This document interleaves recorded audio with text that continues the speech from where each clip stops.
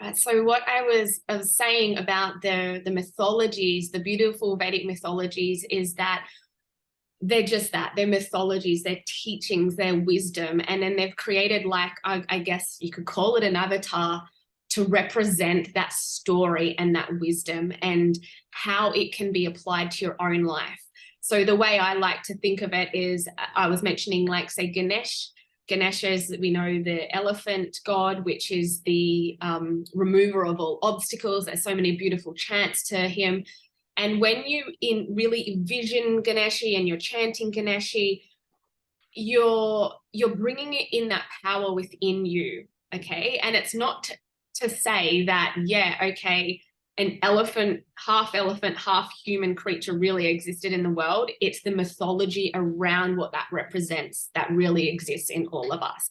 And so I really wanted to teach about these Vedic goddesses and how we can embody them in our own lives, because when we can see all of these unique powers within ourselves, we as people, as women, we can really step into our own higher self. And when we can do that, we can show up as a better coach in our relationships, mother, whatever it is, because we're stepping into our higher self, and we can start to recognize some of the lessons and how we can apply it into our own life. So what can we learn from Vedic goddess mythology? Today we will explore the divine energies of these goddesses and how we can embody their qualities in our daily lives to create harmony, balance, and healing. The Vedic goddesses are a group of deities that represent different aspects of the divine feminine energy in Hindu mythology. Each goddess has a unique set of qualities and attributes that we can learn from and emulate in our own lives. So let's get in and explore these 7 goddesses. And I would love to know, like, you can pop in the chat or whatever, what resonates with you in each of these, because what I want you to be able to do is to see every goddess in yourself, to realize you are a goddess, like you truly are a beautiful goddess. So I want you to see these 7 goddesses within you and where they play out in your life, and maybe where you can sort of ignite them a little bit more too. So the first goddess is Saraswati, and I love the goddess energy of Saraswati. I have a little Saraswati, what do you call it? Like a little statue sitting on my little altar thing. And I love all the Saraswati chants. So you can even look up chants that go with these goddesses. And sometimes if I'm getting even ready for this type of stuff, I will play those, because the goddess of Saraswati is the goddess of knowledge, of art and music, of a lot of creativity. So I guess when we think of that, can you guys guess what dosha sort of resonates with Saraswati? If we say it's the goddess of creation, of art, of music. Sorry? Vata. Yeah, absolutely. Vata. Perfect. Saraswati is, she represents the creative energy that flows through us and inspires us to learn, create, and express ourselves. So how we show up and how we express ourselves in our own unique way. And that's what going through this program is all about as well. It's embodying these teachings and this wisdom, but being able to express yourself in your unique way, because that is, when it comes to the business side of things, that is what's going to draw in the people who are going to be attracted to your art and to what you offer. In Ayurveda, Saraswati is associated with the element of ether, which we know is a component of the Vata dosha, and it represents expansive and creative qualities of the universe. So to embody Saraswati's energy in our lives, we can cultivate a love for learning, and that's what you guys are doing here. Like, you are really learning and absorbing wisdom, and that is helping you accentuate that higher self through the wisdom you're learning. So all of you guys are already embodying Saraswati right now, today. You can express yourself through art and through music. So if you don't have much of a musical bone in your body, like myself, I'm like the worst singer. You can still do it at home and listen to the chants. I actually love dancing. I'm a better dancer than I am a singer. I can't play any musical instruments, but I still love it. I love the sound healing bowls. And when you move your body in that way, you start to bring in that creativity, and you start to bring in the energy of Saraswati, that beautiful goddess energy. And also just being able to connect with your own creativity. So even making this masterclass up for you guys, I was actually super excited about it. You could probably tell about from my post, because I was, you know, using my creativity and my creative energy. So looking at all the goddesses, finding their pictures and putting it all together.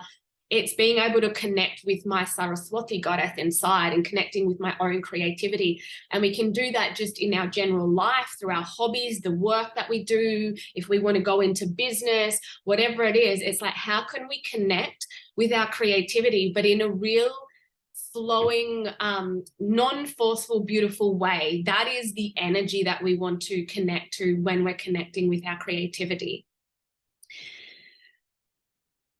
She's also, so Saraswati in the mythologies, as we know, the goddess of knowledge, wisdom, and creativity. She's often seen sitting on a white lotus flower or riding on a swan or a peacock. So these symbols hold deep significance and meaning in relation to Saraswati's qualities and her teaching. The white lotus is a symbol of purity, spiritual enlightenment, and the awakening of the soul. And we know we feel that when we can tap into that higher wisdom centers and our creativity. It represents the journey of the individual towards self-realization and inner wisdom. The fact that Saraswati is seen sitting on a white lotus signifies her deep connection to spiritual wisdom and her ability to guide us towards it. So like I said, every single one of you are really embodying the Saraswati goddess right now. The swan is a symbol of grace, purity, and discrimination. So like the little statue I just spoke about, she's actually sitting on a swan, and I really love that. I don't know why, that just connects to me so much.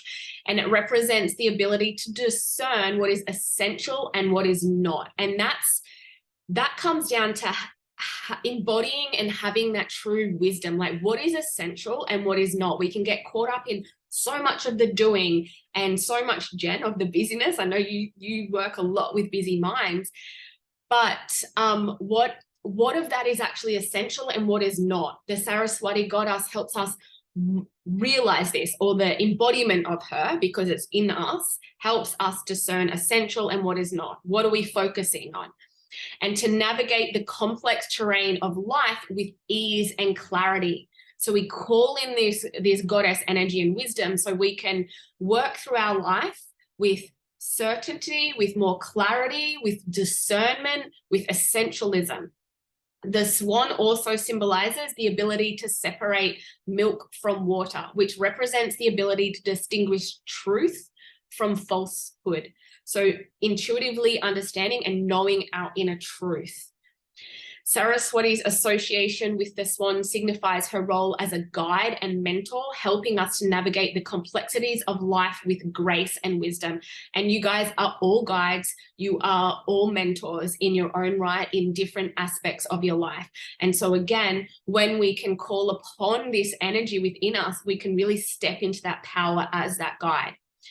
The peacock is a symbol of beauty, love, and grace. It represents the ability to transform the mundane into the extraordinary and to find beauty and joy in all aspects of life.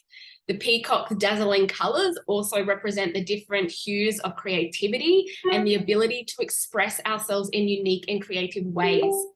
Saraswati's association with the peacock signifies her role as a patron of the arts and creativity. So when we're speaking, and this might be a little bit advanced for some of you, but when we look at this, it's about being able to express ourselves. Who knows what chakra or energy in the body might be blocked if we're not being able to actually express ourselves? Throat chakra. Sorry? The throat chakra. Yeah. Yeah, absolutely perfect. The throat chakra. So what are some things that we can do to unblock the throat chakra, which will help us embody the Saraswati energy? Speak our truth. Good. Speaking yeah, love it. Speaking our truth. Chanting. Did someone say chanting? Yes. Yeah. I was going to say sing. Yeah, perfect. Singing. So really using the voice. And then when you can really use the voice through these chanting, through singing, then you embody the energy, you're more likely to be able to speak your truth. And also by just understanding and having a knowledge and acquiring wisdom, we get to feel more comfortable in ourselves to be able to express ourselves as well. So can you all see how you are already embodying the Saraswati goddess in your life? Yeah. No. You all are. You absolutely all are. She was like, yeah.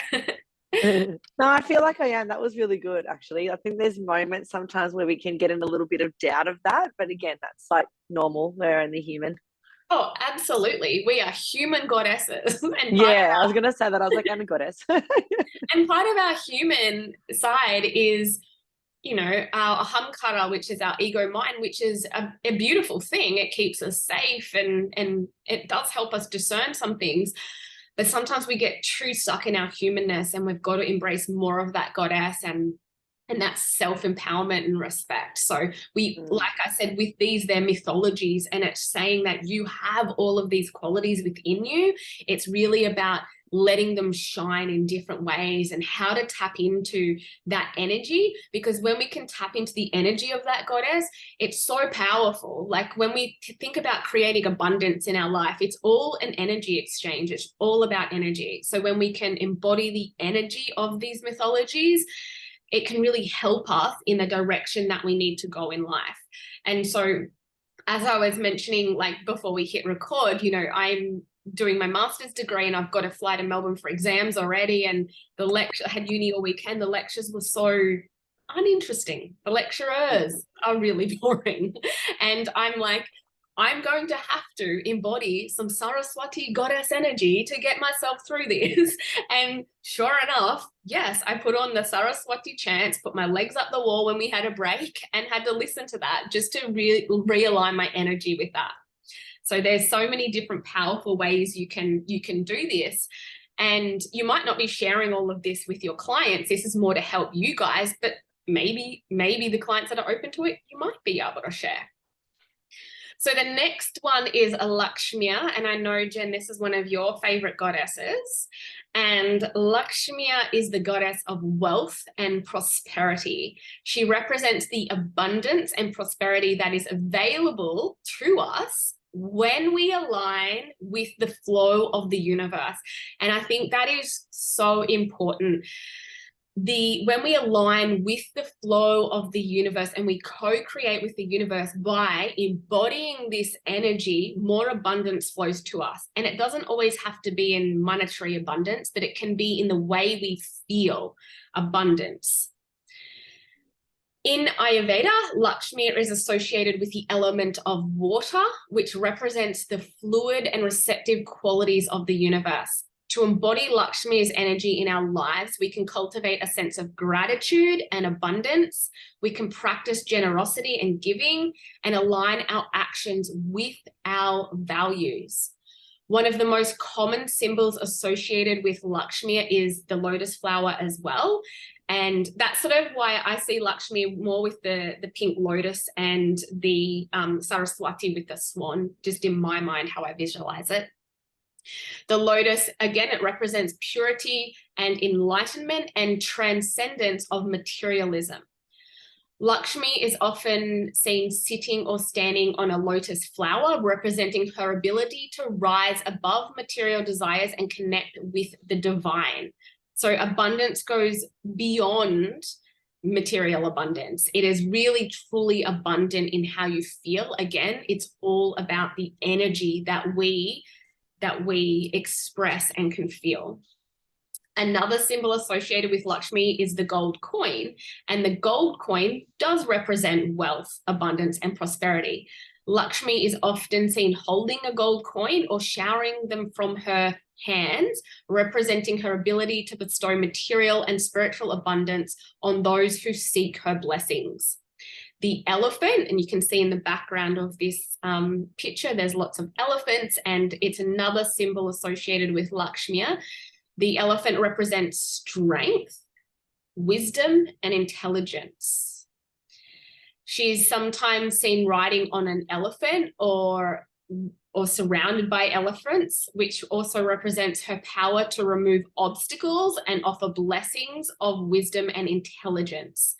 The symbol associated with Lakshmi represents her qualities of purity, enlightenment, abundance, strength, and wisdom. And by meditating on these symbols and embodying these qualities in our own lives, we can connect with the Lakshmi energy and teachings and find greater prosperity, abundance, and spiritual fulfillment. So does anyone have any comments in regards to Lakshmi and how they're embodying the energy, or how they could embody the energy even more so? I love Lakshmi. It's just beautiful. I've actually not Lakshmi. I've got Ganesh. When my dad passed away, Mum gave me a statue, and it's all made out of I think it's made out of brass. So it's like I'm getting this room all like ready, you know.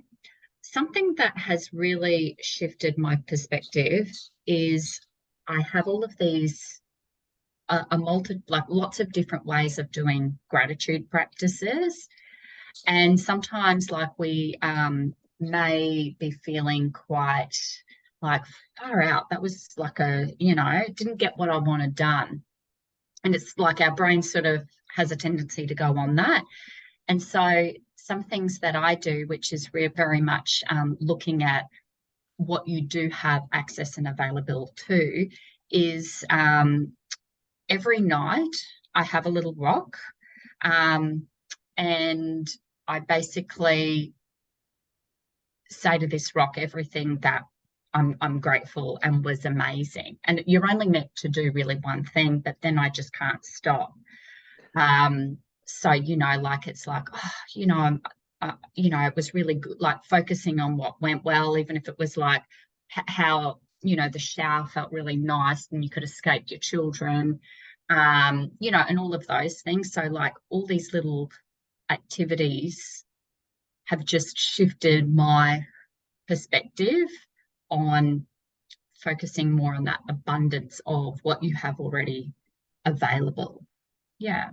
Perfect. Thank you so much for sharing that. And it's so right, when we can get into that abundance mindset and practice gratitude just for what we already have, we're realigning our energy. And, I went through this earlier, the end of last year. I was quite burnt out, was seeing like heaps of clients and just everything felt really burnt out. And the start of this year, I just went in with like not an abundance mindset, and I really noticed the difference, like in how I was feeling to how I know I can feel, because I have been really beautifully aligned with my energy, called in my inner goddesses, and I wasn't doing that.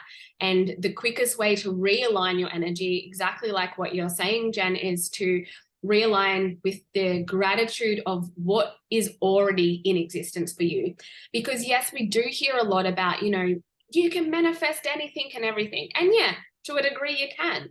But that comes through not sitting there wishing and hoping. It comes through being an energetic alignment with what you want, and also being able to detach from the outcome. So then it begs the question about manifesting. Really what we're doing is we're just energetically aligning ourselves to the flow of the universe to create abundance in whatever form that may be.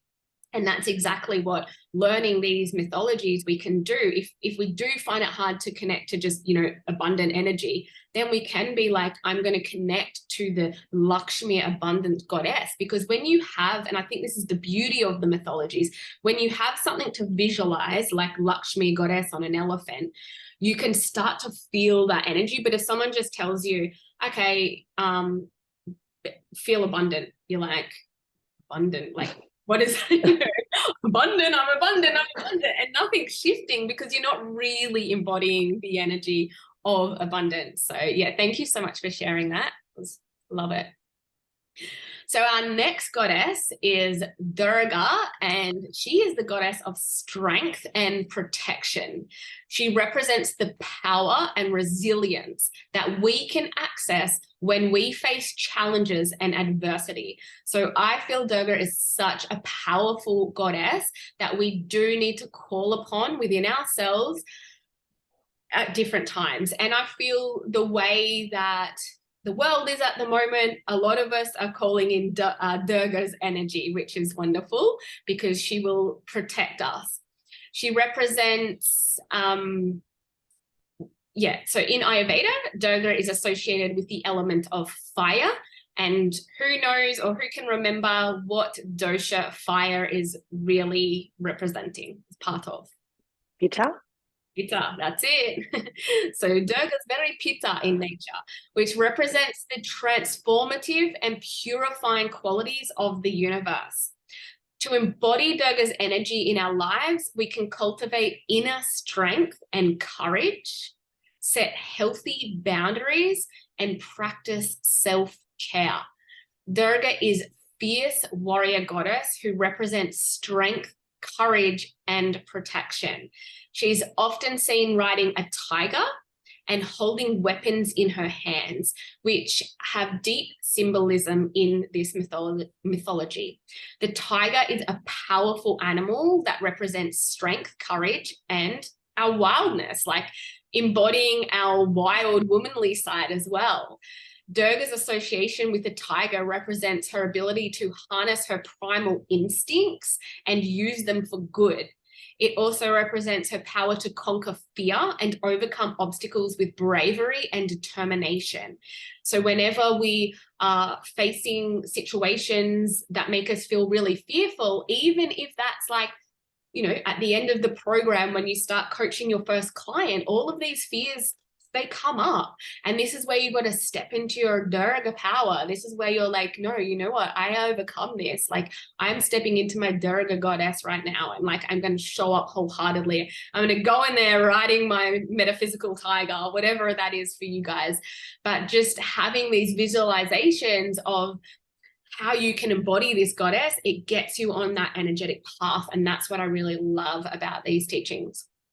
Durga's weapons, they have various meanings depending on the specific weapon and the context in which it is seen.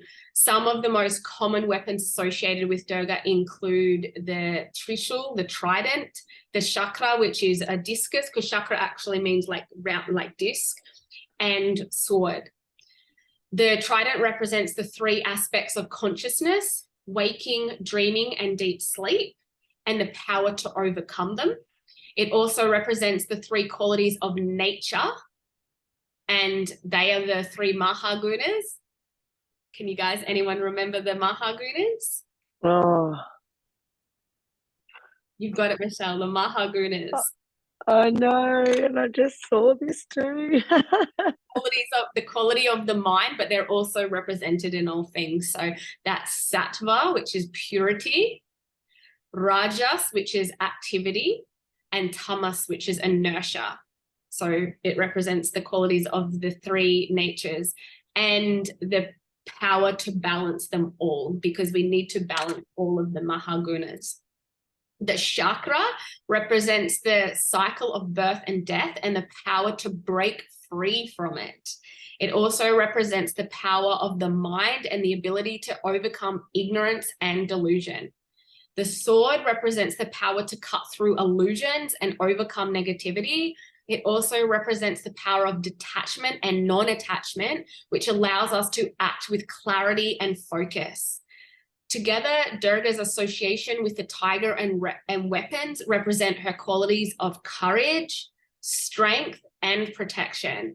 By meditating on these symbols and embodying these qualities in your own life, you can step into that Durga power of courage and really, you know, really go for anything you want in life.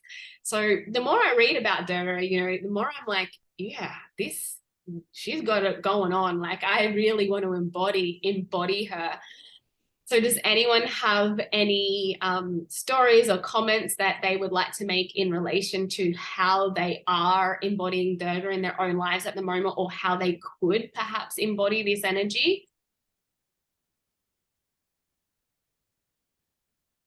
Is anyone That being... probably resonated the most with me so far. Mhm. I Yeah. think I also have a lot of pitta, so that's why I knew about, like, when you said the fire, I was like, Yeah, you oh like yeah, I pitta. got a lot. Yeah, I got a lot of fire. So yeah, and I think, as you know, a bit of my story with my daughter coming into the world, and yeah, I think a lot of that, like when you said, like, harness the primal instincts and overcome obstacles with bravery, I was like, oh yeah, like that's seems to be actually. I know that it's there in me, but it's a bit of an innate, like, goddess, obviously, which is pretty cool. Beautiful. And I think that's the other thing with the Durga energy, even the Pitta energy, the fire energy. Fire is so transformative, and it's so wonderful to have the fire qualities, but it's what we do with that. How do we harness that fire? Because we don't want it to explode and to get out of control, and we don't want it too low, because it needs, the fire is what keeps us going, our passion, our drive. And you can see that even with your business, with your supplements, like that passion, that energy that you bring, that fire, that determination. It's beautiful. And it's just how we can harness that to really step into our power and to be courageous, but not allow it to get out of control and burn sort of everything around us as well. Yeah, that's when you need a couple of those other goddesses to come in, isn't it? Like, to harness a few at once, so it almost balances it out a little bit. Absolutely. And that's what all, you know, Ayurveda is about, is cultivating that balance between the elements, the doshas, the goddesses, however you want to see it and call it. But that's what it really is. It's about embodying these practices of balance and understanding yourself on a deeper level, and then being able to help others do the same. Mm. Kali, has anyone heard of Kali? Oh, yes. Yes. I like Kali as well. Oh, yes. She is a very interesting goddess, and this is probably one of the nicest pictures I could see of her. And it looks gory and it looks a bit out there, but what she actually represents is beautiful. So we've got to remember that these are mythologies, and it's the power behind them that we're learning to embody and what it represents. So Kali is the goddess of destruction and creation. She represents the transformative power of change and the cycles of life and death. In Ayurveda, Kali is associated with the element of earth, which represents the grounded and stabilizing qualities of the universe. To embody Kali's energy in our lives, we can embrace change and transformation, let go of what no longer serves us, and trust the cycles of life. Now, at the beginning of this year, I must admit, I was, like I said, I was out of alignment with my energy and my abundance. And that was because I wasn't trusting the cycles of life and what was happening for me. And as you just mentioned, Michelle, it's like we have to embody aspects of all of these goddesses. And when I was going through that, I really did. I had to embody the Kali goddess, the Saraswati goddess, like all of it, to be able to find that balance and to be able to call in that abundance. Goddess Kali is a powerful and often misunderstood deity. I think she really is misunderstood in this mythology. She is typically seen as fierce, a darker skinned goddess with multiple arms and a necklace of 7 heads. So you can see why she would probably be misunderstood, maybe with the way she's represented. But her symbols have deep spiritual and mythological meanings. So here are some of the most commonly associated symbols and what their meanings are. So skulls is one of them. Kali is often seen wearing a necklace of skulls, which represents the impermanence of life and the cycle of birth and death. And even in our very first lecture, we spoke about, you know, change is inevitable. Like everything is changing and everything is impermanent. And so Kali is really representing that. It also represents the idea that she has conquered death and transcended it. So being able to transcend our fears as well.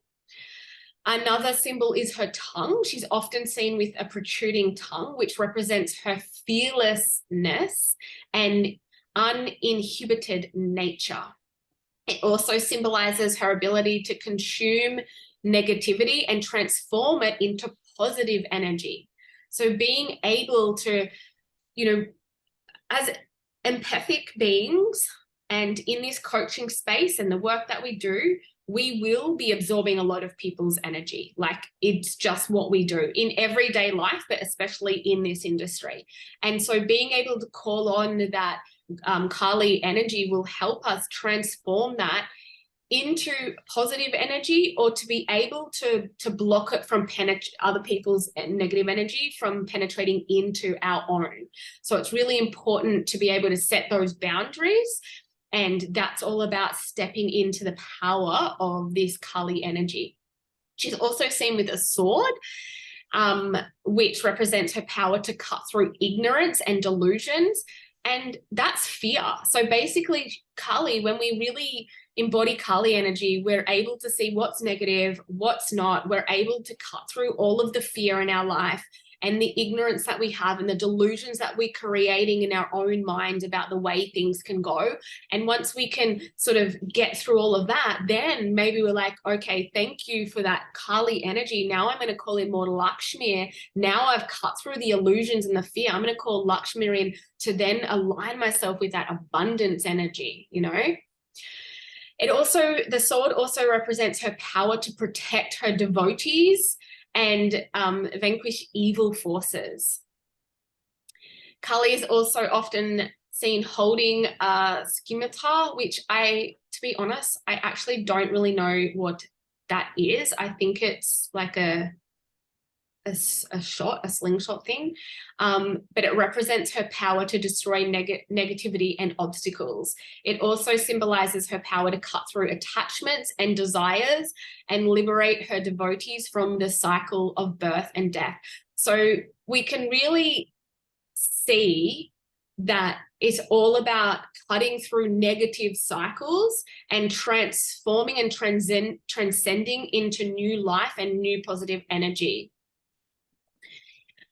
In some mythology teachings, she is shown standing on or dancing on the body of her husband, Lord Shiva.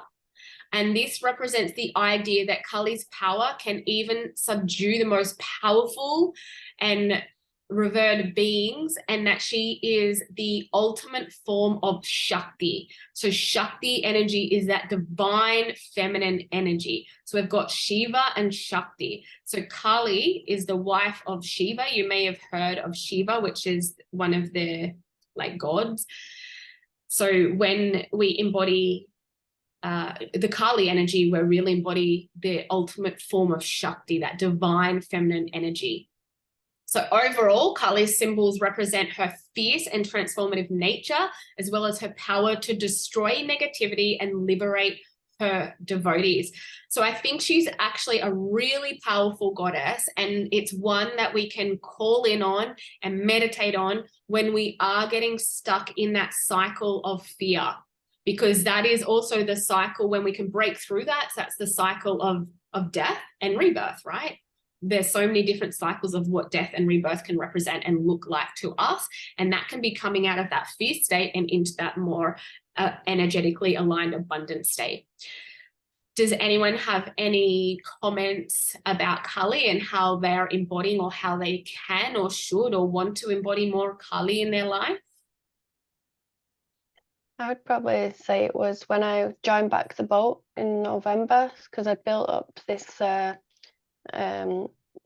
stories around in my mind because of everything that went on my previous boat, that I couldn't do the job anymore. So I'd built this fear of going back on board, thinking, what if I fail? What if I have anxiety again? What if I burn out, fatigue? What if people notice I'm a failure? I'm gonna, you know. And when I got there on board, the crew were really nice, the captains were really nice, and I could do the job, you know, and I was like, and then the first week or so, I kept getting like flashbacks of everything that I put up with during my time on that previous boat. And I was like, no wonder, you know, that's not how a real boat should be run. I put up with a lot of things in 3.5 years, resilience that it wouldn't go on, like, and you know, it shouldn't really go on, and I should have walked away sooner. But you tell yourselves these stories that you're going to fail again, I'm going to burn out, I'm going to have a mental breakdown. And when I got there, it was totally different. Actually enjoyed it. Well, I'm so glad that it was different, and I'm really glad that you moved through those stories and the fear. And you know, those stories, like we said at the start, yeah, we're human, like we're human goddesses, but we're human, and so our past can, you know, obviously our past events and traumas, they play out in our subconscious mind a lot, and they're triggered. So you going on another boat, those subconscious belief patterns, they're triggered. And we learn more about this when we unlock those belief patterns in one of the later modules. But it's so important then to re-establish a new story, which is what you've been able to do, and calling in on that Kali energy, the goddess of destruction. So destructing the stories about the previous boat and work, and recreating a new story on how it can look like for you, and putting in those boundaries straight up, stepping into your power as a goddess, as an embodiment of all of these goddesses, and showing up in your higher self, and having that, like, do not fuck with me energy, but in like this beautiful goddess way as well, you know. So well done, thank you for sharing that. And yeah, that's a really good story. Yeah, really good story, and I'm really glad that you are on a nicer boat. Yeah. Yeah. And it's really nice to hear, because I think you feel like an imposter sometimes. But isn't it interesting that probably nobody else around you saw all of that was going on internally for you? Yeah, I did say, I did write something. I was writing like a diary when I was on board, and I was like, if you look back at pictures of me from the time when I was going through this mental breakdown, nobody would have seen I'm going through this inside, because I was leaving my cabin with a smile on my face. And, you know, I was like, we were like 31 people stuck on board during the pandemic, from a series of 6 months to some of my colleagues to 11 months. And I just left my cabin all the time with a smile on my face, but inside I was like, the extra pressure with the work.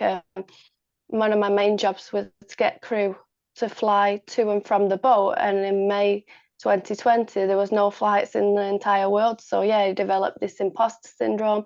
Who am I to do this job? You know, but looking on the outside, nobody would have known I'm going through that. You know, when I'm physically having these, I was physically being sick in the elevator. You know, the crew, they thought that I'm with like food poisoning or something like that. You know, there was only one colleague that knew what was really going on. It was anxiety. And yeah, but looking back from the out, looking at the pictures back, nobody would have known what's going on, and the storm so much was going on inside, was not necessarily outside.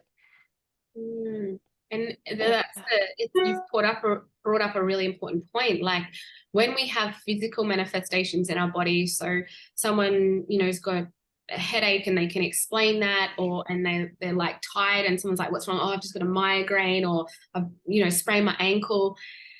you kind of know what's going on, you talk about it, it's all okay, but it's the mental emotional health that isn't often seen and that people aren't speaking about because there's the stigma attached to it.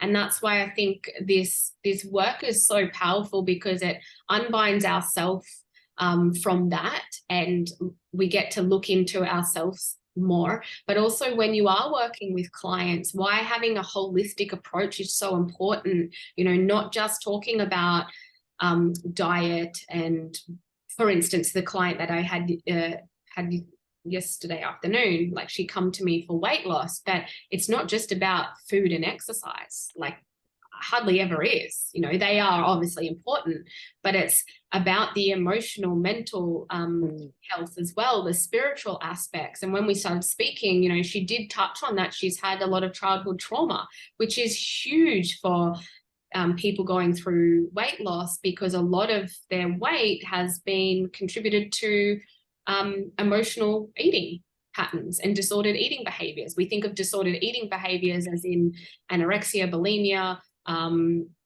all of those type of things, but it's also overconsumption. So it's really important to address such a whole picture with someone's health. It's not just one thing. And even for, like, thank you so much for sharing that, Sam, because like I said, I've been alluding to the end of last year, I was feeling, you know, out of my body, like not myself, out of my mind. Physically, I was still going to the gym 5 to 7 days a week. I was doing all the things. I was showing up online, but internally, I was not feeling okay. But no one, like you said, no one could really see that. Some of my closer friends and stuff, yeah, they could through conversation we had. But it's what you can't see is sometimes the hardest thing to unlock, because that's not what is spoken about. And that's why creating these, you know, professional but in-depth relationships with your clients can be so powerful, because you can start to unlock those things for them and allow them to have a really safe space. Thank you. And can I just ask quickly with this too, because it's really beautiful, but and I know, like, from the Ganesh, obviously, like you were saying, you can get like your little, like, do you have like one for each of these goddesses, for example? And like, let's just say I'm like, oh, I just really need Cully this week because I'm feeling a bit crappy about myself. And so I sort of grab her and like put her in the car, or like, you know? That is such an amazing, like a beautiful idea in creating. I would love to grab more deities. I have a lot of Ganeshis. Ganeshis my man. Like, I love the chant and everything. The other thing is I've had Vedic astrology done, and the dancing Ganeshi, which I didn't have. I've always got the more the sitting Ganeshi, but I was told the dancing Ganeshi, I have a lot of like fire element. It's the one that I need to sort of really have that energy of a lot of the time. And I actually found it at One World at the retreat, Sam. I found a dancing Ganeshi in the spa there, so I brought him home. And Saraswati I also have, but I don't have all of them. I would love to get more of them. And yeah, it is a great idea to bring, if that connection to symbolization of having like a little statue brings you into that energetic power, then that's great. But you can just grab like these sort of pictures, these slides, and even put them on your phone. And if you need to like really tap into that energy before you like meditate, or before you go drive somewhere, I mean, you can look at the picture and just start to embody that picture into yourself. So even like Parvati here, like if we think about, she looks just peaceful sitting there, like just sitting, and having the picture of her in your mind is how you can really embody it. But funny story, and I don't think Anna will mind me telling it, because we always have a little chuckle about it. But I was seeing her, and she had some big obstacle to get through. And we were having a laugh, because I was like, you know, you should just get a Ganeshi and take it with you. She was going somewhere, and that's going to be. And then we're like, and as you walk in, just do the Om Ganapatiye Namaha, like really get into that energy. And already the stress about that was gone, because we were laughing, we were embodying that energy of breaking through obstacles. But yeah, she did. She went and got this little elephant, sent me a picture of this tiny little one she could pocket and bring in with her. And it was so funny, because I think it was just a little elephant by memory. But yeah, it just represented that breaking through that moment. So yeah, you can definitely use the symbolization of these powerful mythologies to really call in the energy. It's all about calling in the energy that you need and want to embody your higher self. That's what it is at its core. So our next one, we're getting through them. We've only got a couple left. Parvati, she is the goddess of love and devotion. She represents the unconditional love and devotion that we can cultivate in our relationships and spiritual practice. In Ayurveda, Parvati is associated with the element of air, which represents the light and spacious qualities of the universe. To embody Parvati's energy in our lives, we can cultivate love and compassion for ourselves and others. We can practice devotion to our spiritual practice and connection with the beauty and grace of the universe. Parvati is one of the major goddesses in Hindu mythology, and she is, does anyone know who she is the mother of? Because we're all fans of this little dude. She is the mother of Lord Ganesha. Oh. Yeah, it's really like when you read the stories, they're really cool stories. My boys, when we went to Bali when they were a lot younger, they could choose something from one of these shops, and one of my sons just desperately wanted the Ganesh storybook, and so it was really cool just reading the Ganesha storybook. And the other one was just hooked on Hanuman, which is the monkey god, leap of faith. Hanumanasana, the splits in yoga, is represents Hanuman, the monkey god, because the splits was a leap of faith from Sri Lanka, or from India to Sri Lanka, to go and get his goddess that had been stolen. Anyway, I divert, but they all have these beautiful stories behind them. And so Parvati is the mother of Ganesh, or Ganeshi, or Ganesha, however you want to pronounce it. She is often seen with several symbols that represent her qualities and teachings. One of the most common symbols associated with Parvati, again, is the lotus flower, which we know represents purity and enlightenment and the transcendence of materialism. Parvati is often seen sitting or standing on a lotus flower, representing her ability to rise above material desires and to connect deeper to the divine energy, because she's all about really cultivating that deep spiritual wisdom. Another symbol associated with her is the trident, or Trishul, which represents the three aspects of consciousness, again, which we spoke about, the waking, the dreaming, and the deep sleep, and the power to overcome all of these. So again, that spiritual enlightenment to get deeper into that consciousness. It also represents the three qualities of the Mahagunas. Can we remember them? Oh, yeah, we can. Yeah, we can. Quick, flip through. Sattva, Raja, Tamas. Yes, that's it. The three qualities. So purity, transformation and activity, and inertia and dullness, and being able to balance all of those. She's also associated with the moon, which is, as you can see in the picture, I've got the moon behind her, and that represents the mind, emotions, and the feminine energy. Parvati is sometimes seen with a crescent moon on her forehead, representing her gentle and nurturing qualities, as well as her power to regulate the cycles of nature. So, you know, you can go and get like a little crescent moon and put it on your forehead if you really want to tap into Parvati's energy and start to tune into the cycles of nature, even our own biorhythm cycle, so our own cycle. As the mother of Ganesha, she is associated with the elephant, which represents strength, wisdom, and intelligence. She is also sometimes seen with a small elephant by her side, or elephants surrounding her, representing her power to remove obstacles and offer blessings of wisdom and intelligence. So overall, her symbols represent the qualities of purity, strength, wisdom, and nurturing. So really calling in those motherly qualities as well. Does anyone have any stories they would like to share about how they embody the Parvati energy, or how they wish to embody this energy?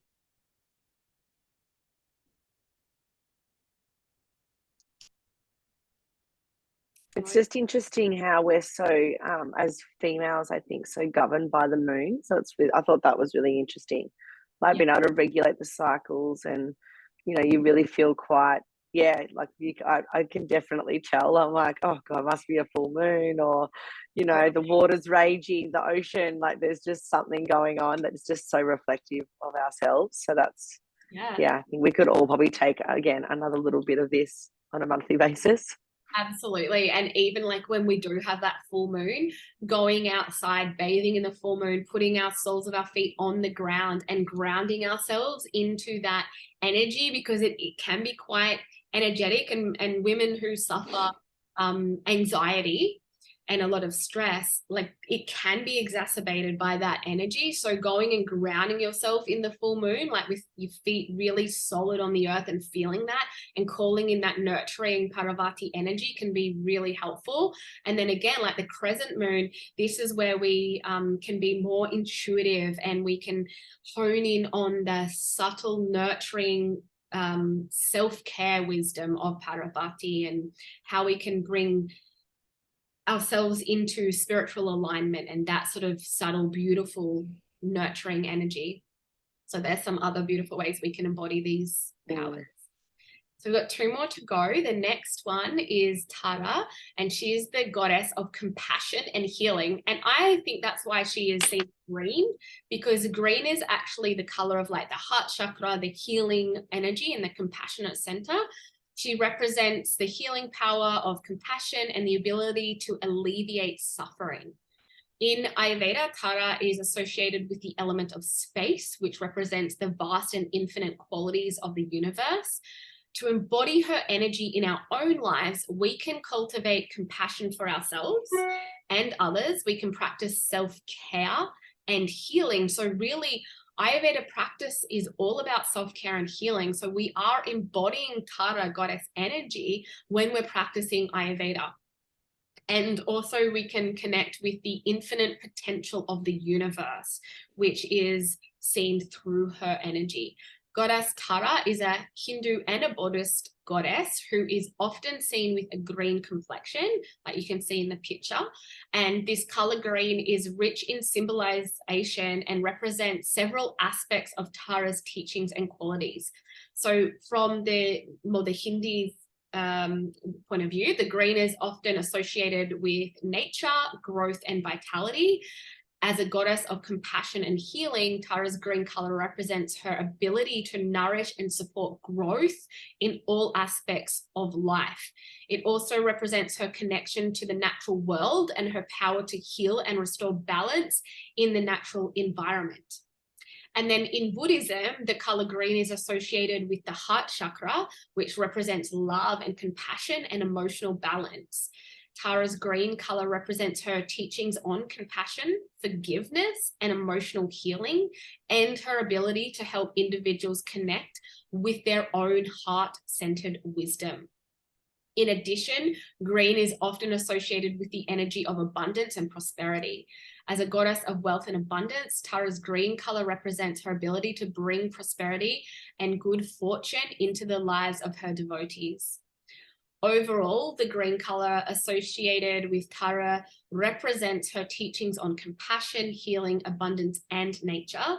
And so by meditating on the green color, so even doing like a heart chakra meditation, or just any meditation where you can really embody an aura of green, or anything within the body that represents this green color,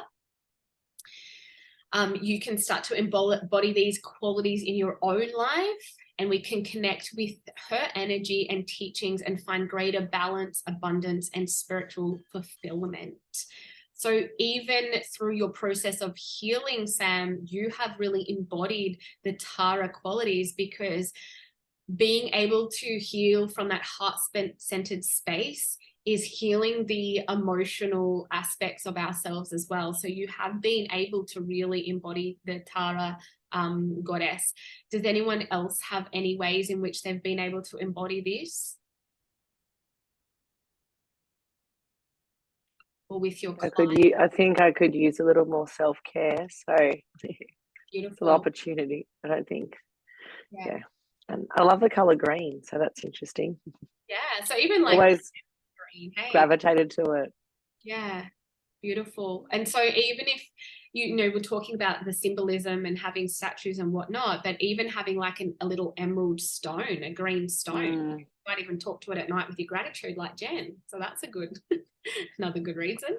But having that sort of green, you know, if you're feeling out of alignment with self-care or out of alignment with your emotions or healing, adding more green into your life by having, like, you know, some beautiful green crystals, or like I said, meditating on the heart chakra, or getting out in nature, getting out in the greenery, the forest, the trees.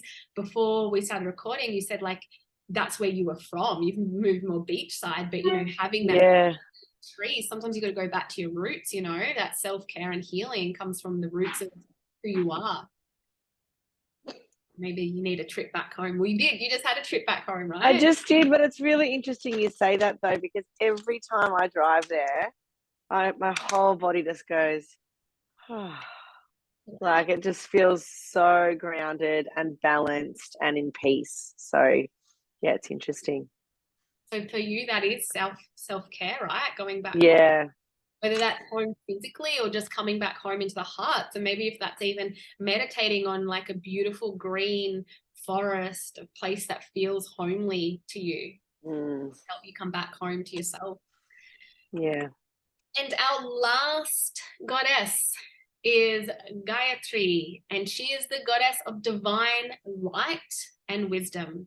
She represents the illumination and wisdom that we can access when we connect with the divine. In Ayurveda, she is associated with the element of fire, which represents the transformative and purifying qualities of the universe. To embody Gayatri's energy in our lives, we can connect with our inner wisdom, seek knowledge and understanding, and trust in the divine guidance that illuminates our path. One of the most common symbols associated with Gayatri is the lotus flower again. So we can see a common theme with these goddesses. The lotus flower is so important in this mythology. It also represents, you know, when we look at the lotus flower, it represents this beauty growing from muddy waters. So being able to move through the obstacles and become pure from any muddiness. It doesn't matter where we've been or how we grow, but it's this purity coming from any problem that we've ever had to come across. So for Gayatri, the lotus represents her purity, enlightenment, and transcendence, again, of materialism. So stepping into that divine spiritual power that she is. And she's often seen sitting or standing on a lotus flower, representing her ability to rise above desires and connect with that divine. Another symbol associated with Gayatri is the swan, similar to Saraswati, which represents purity, grace, and beauty. And the swan is also associated with the ability to separate the pure from the impure, and with the power of discrimination and discernment. So again, being able to discern from right to wrong and being able to really step into our own power and rise above from muddy waters, whatever that might be for us in any moment. She's sometimes seen with the swan by her side, representing her ability to help her devotees see beyond illusion and connect to their inner wisdom. So we can get caught up in our own stories. And often, like I mentioned, that's the subconscious stories because we've had past experiences with those stories. So like Sam was explaining, before she even knew what this new boat was going to be like, she'd already created the illusion of what it was going to be. So created the stories in her mind.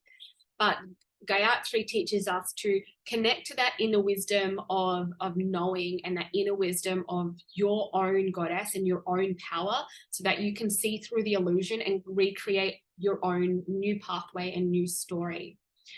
Another symbol is the sun, and its significance is that it represents the light of consciousness and the power of transformation and renewal. Gayatri is sometimes seen with a halo of radiant light around her head, representing her connection to the divine light and her ability to help her devotees awaken to their own inner light and wisdom. So she's really teaching us and telling us to tap into our own wisdom and our own inner light. So the power of Gayatri is our own inner light and wisdom. So remember, the power isn't outside of us. It's not Gayatri the goddess over there. It's Gayatri the goddess in here. It's being able to tap into our own inner wisdom and light, being able to see things in their truth for what they really are, and trying to awaken ourselves to notice the illusions that we've put in place for ourselves. And finally, the Gayatri mantra itself is a powerful symbol associated with the goddess. The mantra consists of 24 syllables and is considered one of the most sacred mantras in Hinduism. Chanting the Gayatri mantra is said to awaken the inner wisdom and connection to the individual, to divine energy of Gayatri. I actually just had a post today on the Gayatri mantra. So my little Instagram post was the Gayatri mantra. You can also look in Spotify, look up Gayatri mantra and listen to that even after this class, and it will help you step into your own wisdom and light. Overall, the symbols associated with Gayatri represents her qualities of purity, purity, grace, beauty, wisdom, and connection to the divine. So connection to your inner higher self. So does anyone have any wisdom they would like to share on Gayatri? Or has anyone listened to the Gayatri mantra, or any ways that they can really embody this power?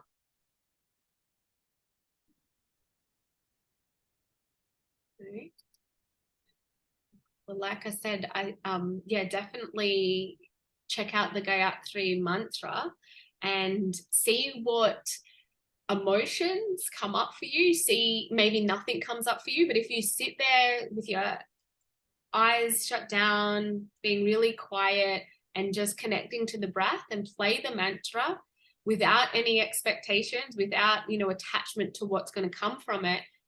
But even as a task after this, doing that and just having a journal close by, and then after you embody that mantra, just see what comes up for you. What enlightenment has been shared through the practice of that mantra. So that was our 7 goddesses, and the Vedic goddesses, they offer us a beautiful reflection of the divine feminine energy and the qualities we can cultivate in our own lives. By connecting with these goddesses, we can learn to embody their qualities and bring more balance, harmony, and healing into our lives. And really, when we're embodying their qualities, we're actually embodying our qualities, our own qualities, because each of these goddesses represent a different aspect of the divine feminine, which is us, which is what we are and part of who we are.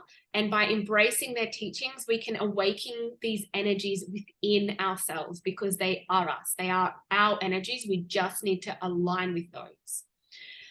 I hope that this has been helpful in exploring the Vedic goddesses and their teachings. So please let us all embrace these qualities within us and cultivate more love, compassion, strength, creativity, prosperity, wisdom, and healing in our own lives by calling on these goddess energies that we all have within us. So thank you so much for sharing this. I know it's a little bit different to the Ayurvedic teachings that I have throughout the program, but I thought it was just so beautiful to be able to embody these energies, because when we can align ourselves with these goddess energies, we step into our higher selves in all areas of our lives. So whether that's in our family life, in our personal life, or in our business, in the way we show up for our clients.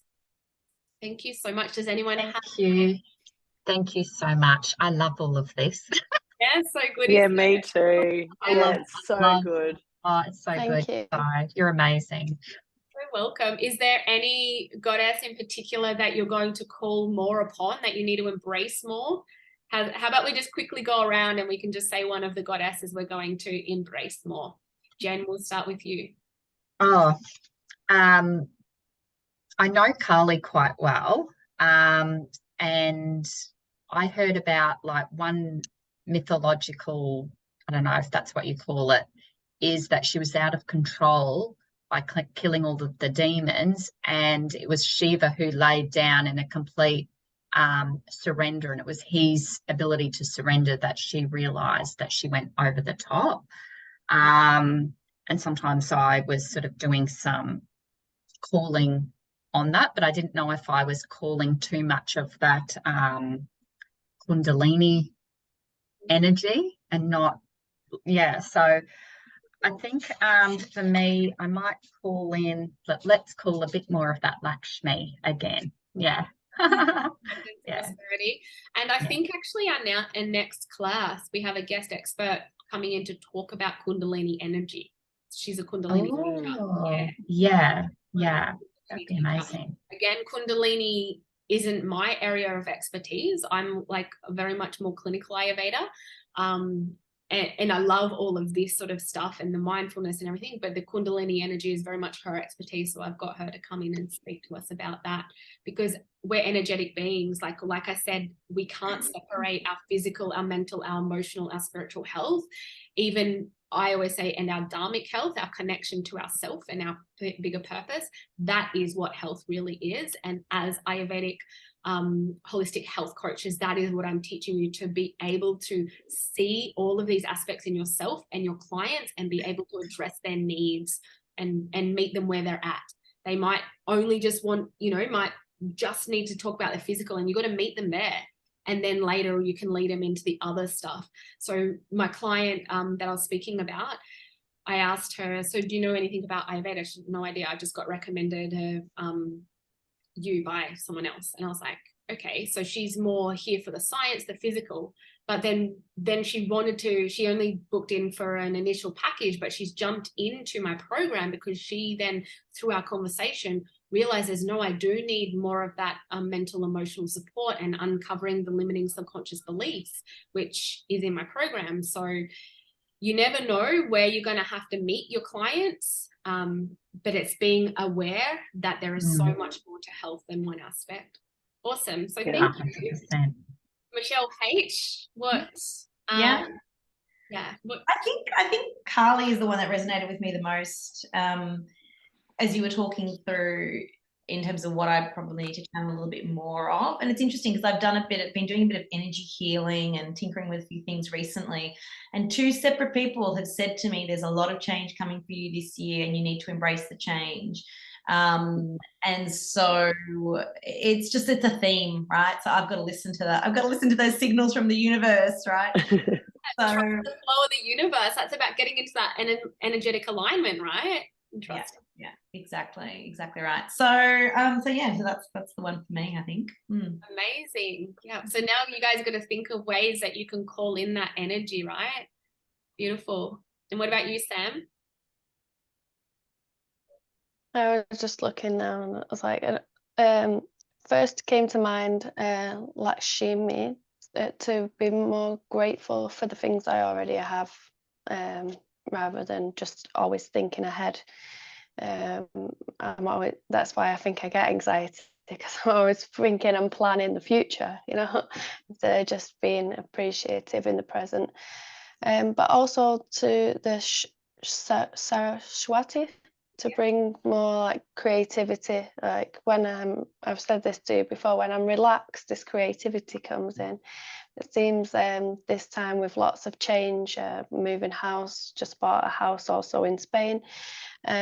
So lots of changes happen this time that the creativity is not quite coming through at the moment. So beautiful. And I think with Lakshmi, you can also look up some Lakshmi chants, and what would be really beautiful for you is just in the evenings is to sit in a Lakshmi meditation, so a Lakshmi chant, and even look up some pictures of Lakshmi, or just so you can embody with that energy. And then I really love Jen's idea where after the meditation, have a rock or have something that symbolizes Lakshmi to you, and then speak to that on your gratitude, what you're grateful for. That was a really cool thing that Jen said. I really loved that. So even bringing in a little Lakshmi statue or a little photo or a crystal, or just something that it represents abundance and Lakshmi energy. And that would be a really beautiful way to call in that, and just do that every day for a couple of weeks and share in the Facebook group. Let us know. I think the more we can, really use the group, the Facebook group, to ask questions, to share your experiences, so we can all really embody the practices together. It just helps us all align our energy with everything. So yeah, I think that would be beautiful for you. Wonderful. And then once you've called in the Lakshmi and you're in that space of just receiving and gratefulness, then you can call in more of the Saraswati, because you're already in the place where you're now open to that creativity coming in. Sometimes when you're a bit blocked and you're not feeling grateful, or you're not feeling grounded in who you are, we can block the creativity. So sometimes it is unlocking those other goddess aspects first. So I think that's a really, beautiful for you to unlock Lakshmi, and then unlock the Saraswati, especially when you sit down to do your business stuff as well. Beautiful. And lovely Michelle. I think one did that. A lot of them resonated with me, to be honest, today, which was lovely. But I think Tara, is it Tara? Is that how I say it? Yeah. You say them so well, Harmony. I think I need to practice in the mirror. I skip words so I don't have to pronounce them. I feel embarrassed. My Sanskrit isn't amazing. Oh no, mine's not either. So, but I will keep practicing. But yeah, I think the self-care. My sister and I were just talking about this morning. Like, I've probably been a single parent, running my businesses. Like, I made a couple of mistakes last week with business that were pretty big, and I was like, it's just because I just haven't slowed down. Like, I just don't take the time to slow down and just enjoy it, just enjoy the journey in life a little bit more. And I know a lot of us said Lakshmi, but I think that Lakshmi as well, I have found doing a little bit of that inner work. I have quite a lineage of like female control. And so that really comes into controlling your life, controlling like how the businesses grow, whereas the biggest thing I could do is surrender. And I think I'll find that peace in embodying Tara of the self-care and like just going in and stop listening to the noise of like my own head and like the outside stuff. So yeah, I think I'm going to start with her this week. Beautiful. And they're just such amazing reflections. And that's what it's all about when we learn this stuff, is actually embodying it in our own life, because that's where the transformation happens. And Michelle H, like, you've been told these transformations are happening, and I truly feel they are for you. And I feel it's going to happen through this embodiment process. Like, even the whole way you came onto this program was like this transformating way you just came here. It's like, I think, by embodying this, there's so much going to happen for you guys. So thank you so much for sharing that. I am going to embody Saraswati because I'm flying to Melbourne for my exams this weekend. Already got them. We've only just started the semester. So I'm really calling on my Saraswati energy to get me through that. But yeah, thank you so much for sharing. It's lovely. I like where we can really interact and speak. And I believe the next one is the Kundalini. I should double check that it would be, wouldn't it? 4th of April. 4th of the 4th, yeah. Yeah. So that's Nicole talking on Kundalini energy, which will be really interesting to follow on from this. And so we've spoke a lot about Vedic philosophy, energetic systems. I do want to do another talk about the koshas and the chakras, like the energetic body.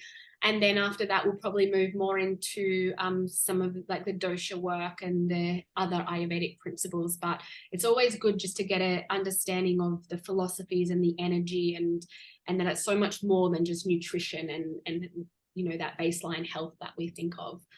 But thank you. And if you ever have any questions, please put them in the Facebook group. If you feel comfortable, you show up live, just do a video if you don't like typing. Like, it's a really safe space. It's a really supportive community. I really want that for you guys. Don't forget, you can always tag Mel as well. She is the student success mentor, so she's always there to help you guys if you have questions around that kind of stuff. I will always come in and answer your questions when I can as well. You guys are my priority. So yeah, please use that space to learn and to embody and to absorb everything. And we've got all the alumni in there. So Jen, you know, you jump in as well, and we all help each other out. Thank you. Good luck. And you'll do amazing. You'll smash it. Good Yeah, luck. absolutely. Thank you so much. Thanks, everyone. Lovely meeting you. Bye.